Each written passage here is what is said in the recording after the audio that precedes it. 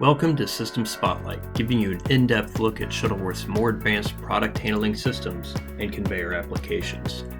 Be sure to hit that subscribe button and notification icon to always stay up to date on Shuttleworth's latest and greatest capabilities and solutions.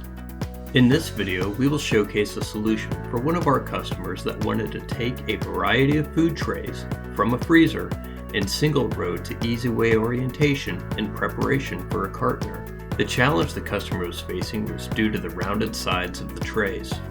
Products enter the system in random orientation. With the use of 3 chicaning rails, product single row, and Shuttleworth's slip torque surface prevents the products from continuously over-rotating while conveying along the guide.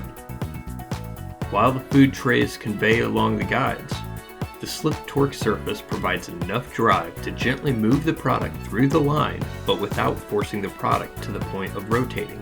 Toward the end of the system, a gap is pulled between products using an in-surface speed change and a powered guide.